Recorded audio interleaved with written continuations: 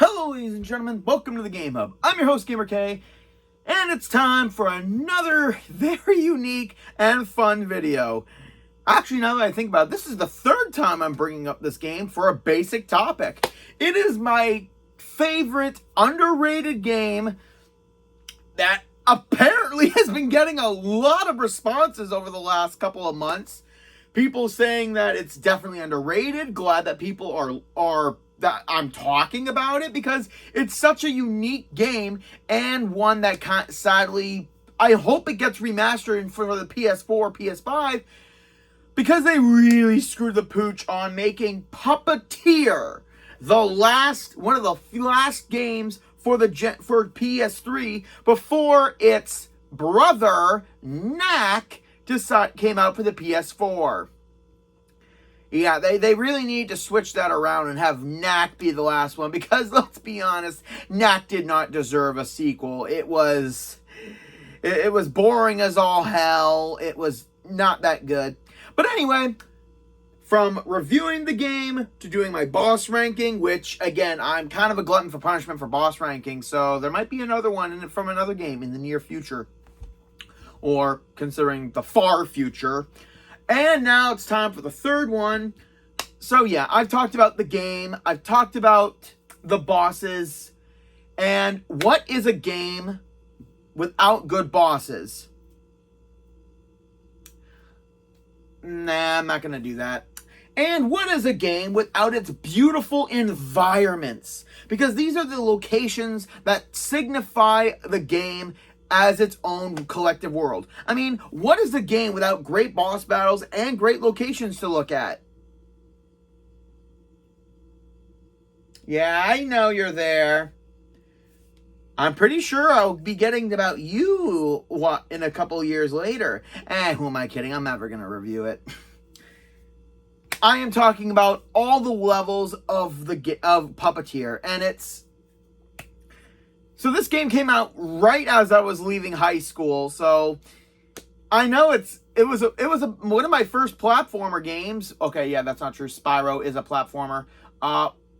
Anyway, point being, it's a beautiful game, and for anyone who still has a PS3, and you have kids, I implore you to find a copy of Puppeteer. I'm pretty sure, maybe for $20 right now online or something. Or if you, oh right, PlayStation Store shut down on the PS3, didn't they? If you can find a copy, I would highly recommend playing it. It's a great game. It's a fun game, and it's something that will definitely have your kids playing constantly. Hopefully. Unless, they've succumbed to the mindless drivel that is Fortnite. You know what? I love trashing these games, so I might do a video where I just trash games that I don't really like, for obvious reasons. But getting into the main topic, enough of my badgering. Puppeteer's levels are absolutely beautiful. Considering it revolves around a magical theater stage, it does act like an actual school, like a big budget production at a school, where all the sets move and it feels the environments, and it makes you, and the levels in this game have that very distinct feel.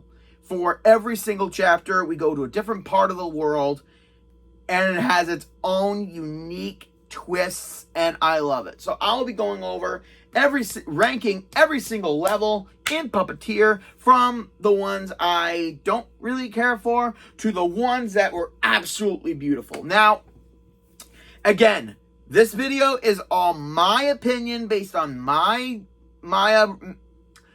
enjoyment of each level and my own experience of each level. Also, instead of going over each curtain, because that's going to take absolutely forever, and because there's only 7 chapters in the game, and we do go through a couple different locations, I'll be compacting every area of the game into one basic section. So yeah, basically I'll be going over every single chapter location as its own level, because it is part of the same area, so it will still count. So let's start this video. Starting at the very bottom of the list, they say a good play makes people love it at the beginning, and then the climax is what finishes it off and gets the grand applause. Sadly, I have to disagree, considering Chapter 7 is the weakest among the entirety of the level of the game. I say this because after defeating the Monuopus General Dragon at the end of the 6th chapter, we have to chase down Monkey and get the final shard, and then it's a high take to the castles, and then to the final boss fight, which would sound amazing if the location we were at kind of fit. But it goes all over the place, which kind of ruins the enjoyment for me, because all the other levels have a very specific location, a very specific theme, and it continues that throughout each chapter. The final chapter, though, definitely doesn't do it. First, we're chasing Monkey through a snowy mountainside, and somehow it's Christmas themed. And then we have to go down this glacier and find all these characters in order to get a trophy, which is... And then somehow from the bottom of that glacier, we find ourselves in a volcano where a Monkey had a secret rocket. What? Hang on. Snowy mountains, Christmas hut, glacier, volcano lab. Okay, I'm going to be honest right now. Dr. Evil's place wouldn't be that convoluted. And his bases all have his face on them. So yeah, this is so convoluted. It's almost like they wanted to get out an entire another area before we get to the final. And it just ruins it for me a little bit. Not only that, but Castle Waxwayne we don't get to explore it that much. And after we defeat Monkey, the entirety of the final area, we're freeing this castle from the exterior to the interior. And it's basically the first level all over again, basically. I mean, we go kind of the same spiral staircase where we're putting the moon shards right next to baby pictures of the generals. And I do like the contrast of that, because the first level, when going up, finding the portraits of the generals, I do like the symbolism that they're in the exact same position as the ones in Castle Waxwayne. And I do enjoy the kind of contrast from having the good versions of them when they were kids to the evil versions of them when they're, monsters. So I do enjoy that. But I basically said it already. It just feels... It doesn't have that kind of fluid motion that the rest of the levels do. It just feels super rushed. It feels half-assed a little bit. But at the same time, it does have its charm. I mean, it's not the worst level in the world. That place is always saved for Atlantica from Kingdom Hearts 2. But overall, yeah, the final bits of Act 7 with the snow mountains and the Castle Waxwayne and the final boss. The final boss saves the chapter, but at the same time, everything, it's like saying, oh, the sauce made the steak great, but the steak was still undercooked. So it doesn't matter how good the sauce was if the whole thing wasn't fantastic. So that's why Act 7 is on the bottom of the list. Oh boy. When I said that the bottoms are the ones I like the least, I was kind of overplaying that. I mean, there are stuff I like about every single level because this is such a really beautiful looking game. Oh, also, going back to Act 7, I do love how once you get there's a grub mask that you can get, and then you're brought to the Grubs factory. It's a good bonus stage, and it's really, really hilarious.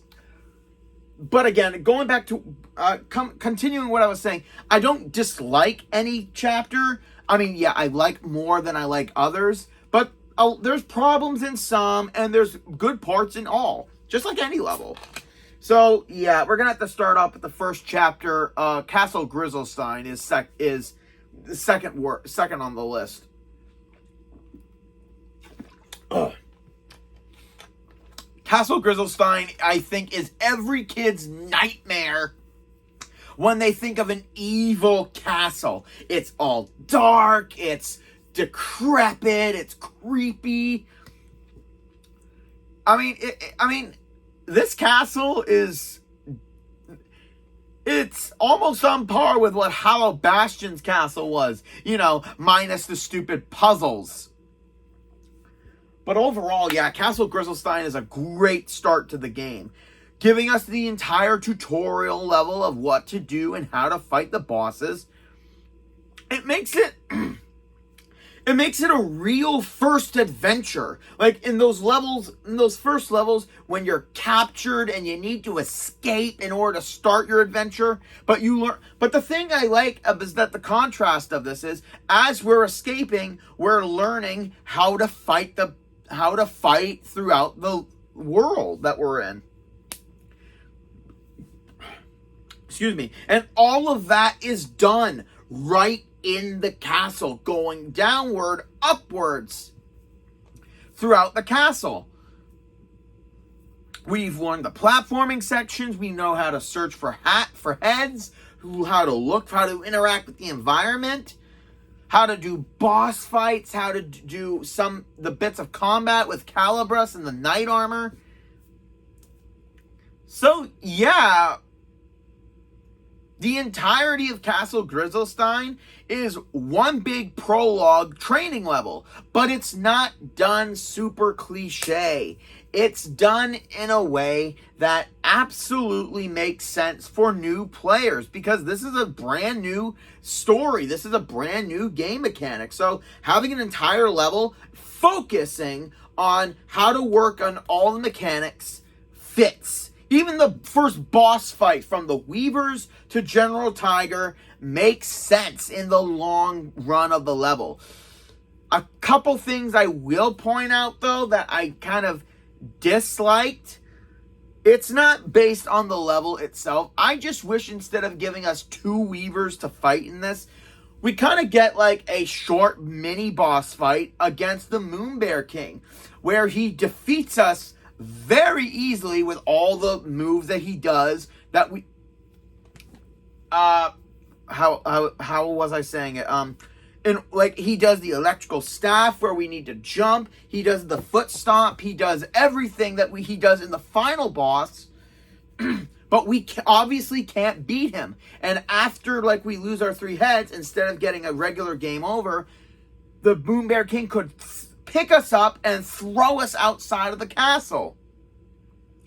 That would have led us to a new section where we climb up the castle again in order to get to where Picarina is being held in the castle tower. So yeah, that would have been great, a really good thing, because that's what I love about games, where we fight the final guy first and we fail. And then at the end, when we learn all these new abilities, we've taken down all of his generals, and then we get the rematch. That would have made the boss, this Castle Grizzlestein, even better. But they put 2 Weavers on here, so and they're basically the same thing, just a little bit more difficult.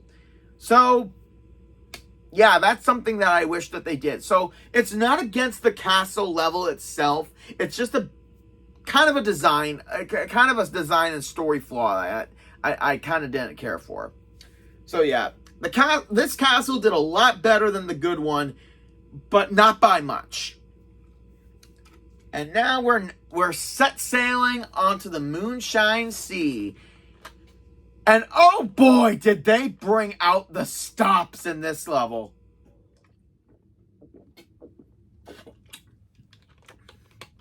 It is an absolutely beautiful water level. And Yeah, one thing I dislike immensely are water levels because of the sea monsters, of drowning, not being able to use your weapons. Basically everything that happened in Spyro 2 with the with the tower, with the seashell, with the Aquarius towers, and in Assassin's Creed Black Flags with the sharks and the moray eels. Yeah, I just don't like water levels at all in video games if they're done like that. But the Moonshine Sea is beautiful. Starting us out by getting captured by pig and sheep in the most hilarious way possible, mind you. But again, the Moonshine Sea has so much, and it keeps with its theme from going throughout their massive pirate ship, which is stolen by by bizarre Captain Jack Sparrow knockoff. 1 second, ladies and gentlemen. I just want to confirm something.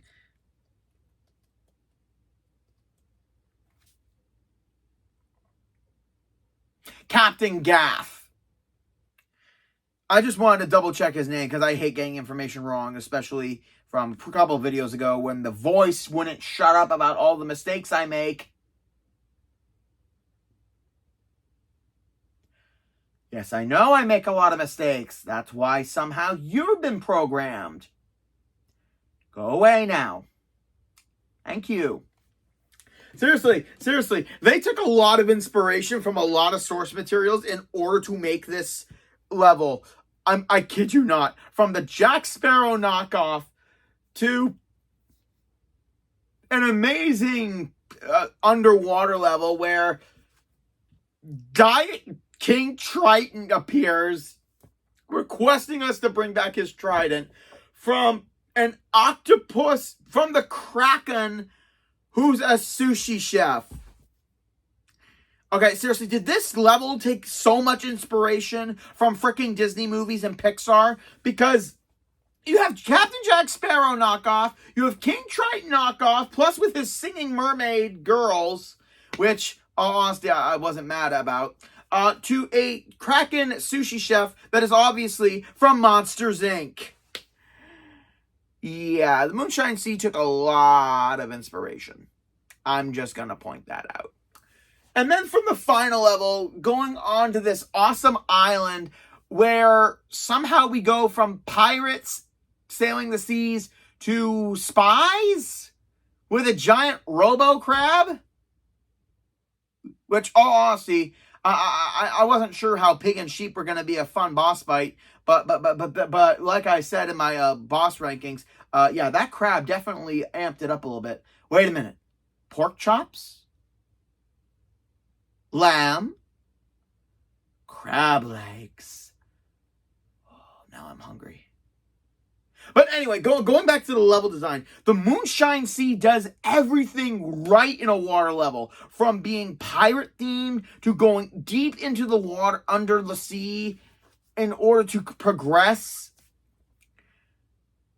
Also, the whole island thing and the entire, all the humor of this, of under the sea levels and everything about it just fits within this game, this level, and I enjoy it. What keeps it being on the bottom is overall enjoyment, basically. I mean, because we are on the boat, because we are immediately in the water, we're immediately into the water, and we're also immediately on the island. It just shows that there's not a vastness of the Moonshine Sea because it's pirate ship, underwater, and then on the final, on this old pirate hideout island. So it doesn't have as much openness as I would enjoy, but I do love the pirate theme. I do love what they did, and it really shivered my timbers, and I had a great time doing it. Next up is the Moonwood, which, as much as I love Japanese culture and everything from tattoos to anime to the video games and stuff, this level did it perfectly, being the first real level that we get to interact with throughout the game. It starts off in some of the most amusing ways possible, starting off in this Japanese-looking wood, which is fantastic. I love the theme. I love cutting through the bamboo to traverse. I absolutely love the progression of the forest, from starting off from the lowly forest area and going into this amazing temple ground, which definitely gets the Asian flair very, very good, with the bosses being the paper lanterns, using the daiko drums to damage them, from the giant temple shogun-looking weaver, and implementing the fireworks and a whole bunch more. Not only that, but also having cherry blossoms, from having koi fish going up a waterfall in order to progress further. It just has that immense feel that they took, that every level has their own signature, from the Moonshine Sea being all pirate themed to the Moonwood being a Japanese folklore feel to it. And I do love that. And then we go into this pond area swamp with Kapagairu in there, which is one of the weirdest bosses I've fought in a video game, but at the same time, it's also amazing. And it still keeps that flair of Japanese influence, and I do love that. Not just in how it looks, because it does look traditional like that, but also everything they did. Like I said, from the paper lanterns to the guardians to the temple to the Kapagairu and the pond. And then we have to go up the tree in order to fight Rat, where he's poisoned the the oak couple. And yeah, like I've stated in a previous video, General Rat is definitely on the lower side of a boss fight, considering we didn't get some awesome QTE with him. I mean, I get not getting one from Monkey, because his boss fight was absolutely god-awful and a complete distraction from the rest of them. But Rat could have at least gotten something. And then what takes this level over the top, despite throughout the first two chapters, Rat's poisonous concoction morphs the bamboo, morphs everything into these absolute grotesque monsters. So not only is the wood a level in itself, it's also an enemy, if you think about it, which means you gotta be really, really fast if you don't want to get lost, go into the woods to go die. Wow, I'm really struggling with these jokes. But what takes this level kind of over the top a little bit is in the third one, where we fight General Snake. He takes the Moonwood and turns it into this dense, dead wasteland desert of something or other. And I love that. Like, he just takes this absolute forest area and decimates it to a desert. Like, I don't know how they did it. It was just great. My only couple complaints about the Moonwood is, honestly, not a lot. It gets everything done right. It's a good first level that isn't the tutorial. So it does really good for what it does. And again, the boss fights and the scenery are absolutely beautiful. So yeah, if you want a lot of inspiration for Japanese art, play this level consistently and get a lot of ideas. It's beautiful. And now it's high noon as we head to the Wild Wild Waste. And this is actually, again, one of my other favorites. As much as I don't really care for cowboy themes and the Wild Wild West, I mean, don't get me wrong. If it's in a movie or if it's in a video game, I will enjoy it. I just don't actively seek out that genre. But they do this really, really hilariously. And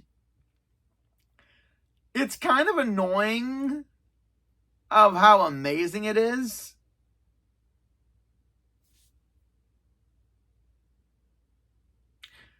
to start off, we get, and from the opening of the level in general, just makes me laugh nonstop.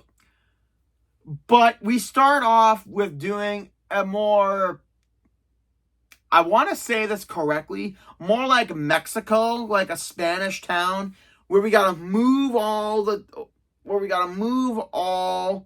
like we got to move buildings, like it's Matchbox or whatever it is, I can't remember.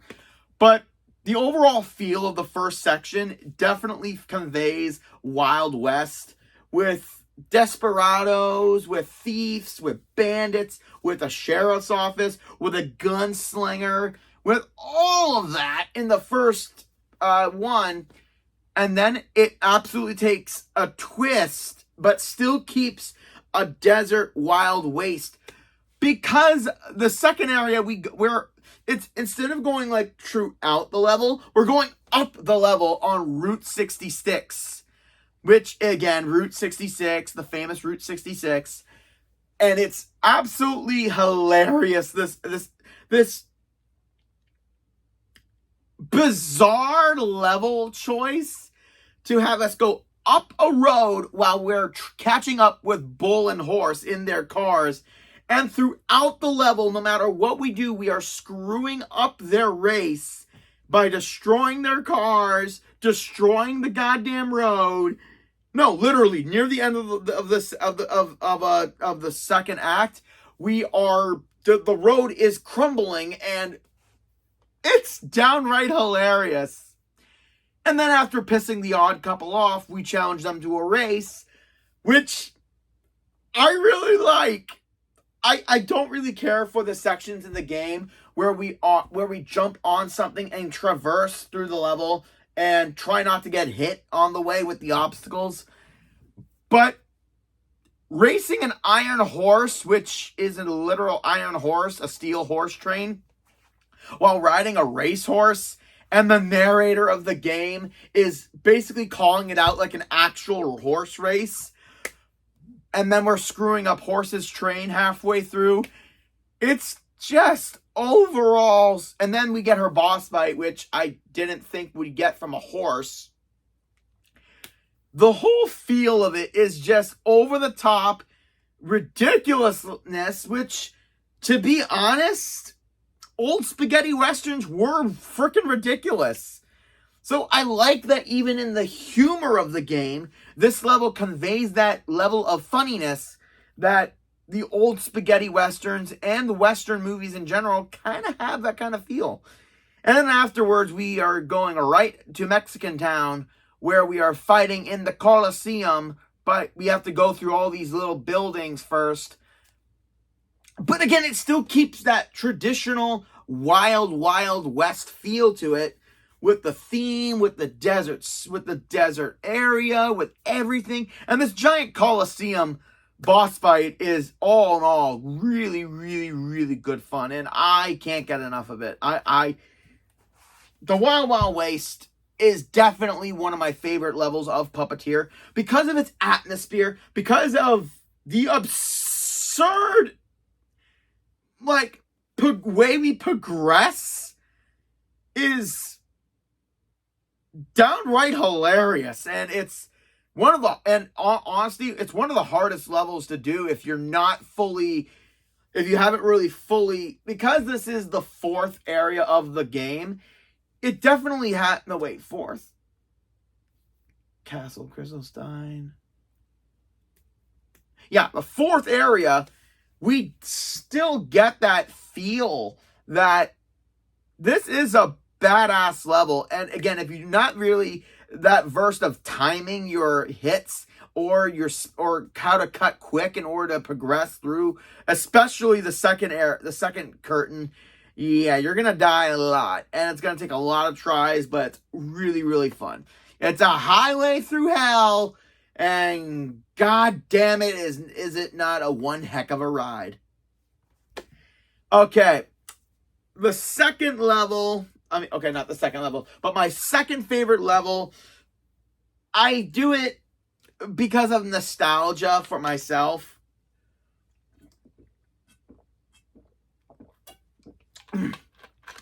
because I am a weird guy by nature, and all my friends can attest to this, I love the weird stuff. I love the odd. I love something that goes out of the box. So whenever a video game kind of, okay, to be fair, Puppeteer is in no ways a straight shooter game where everything kind of makes sense, and then there's the one area that makes absolutely no sense, because everything kind of falls into the weirdness of the level of the game. But if there's one level that absolutely is batshit crazy, and considering it's 3 boss, each section has one of the main boss fights. So again, we go boss fight, boss fight, boss fight, and it's overall it's joyful, and I can't stop saying it enough. The Land of Time is just batshit crazy in all the best ways. And again, the game takes reference from a lot of stuff and a lot of source material, and it twists it on its head. From the bizarre Star City skyscraper level where we're chasing a rabbit, to his own little wormhole and staircase of playing cards as sand is filling up for some reason, where it's beyond insane to try to get through, especially on your first playthrough. And then his Magic Arena boss fight, which is so bizarre, and then we transport to a rose garden maze where there's tea tables and this flamingo who feels like he's a thesaurus and has to get out like 1,200 words per minute. And I love the banter between him and Piccarina, as each time he talks, Piccarina asks him to shorten his sentences to get to the whole point. And then we have the Rooster boss fight, which again is one of my favorite bosses. And the fact that we have to go up this bizarre clock tower in order to stop him. And then the final bit of this chapter is us riding on General Dragon, and then we get to his boss fight. If I could describe this chapter in a word, or if I could describe it in any way, it would be, you don't have time to catch your goddamn breath. Because the minute you're done chasing rabbit, you're rushed into a boss fight. The minute after that, you're rushed into this maze where you got to catch up with Rooster. And then you follow him through the clock tower. And then after a boss fight, we're on General Dragon's back where we don't get a breather. And then another boss fight. So yeah, you don't have time to catch your goddamn breath in chapter 6. And I kind of like that because all 3 characters are somewhat crazy. We have a rabbit magician who, again, acts like an Alice in Wonderland character. Same thing for Rooster, who is bizarrely entertaining, and I love it, to the biggest boss fight in the game, Dragon, who is menacing enough, and then he has a Brooklyn accent for some reason. Seriously, I think Dragon watched way too many mob movies. And if that's the case, him and Toothpick from Sly Cooper Thieves in Time would get along swimmingly. But overall, the Land of Time is, like I said, it's batshit craziness. And I love levels like this. From the design, from how the 3 sections from the cityscape to the maze and the clock tower to the volcano and General Dragon, it doesn't seem like it goes together at all. But at the same time, it's the Land of Time, so you expect it to be something kooky and crazy.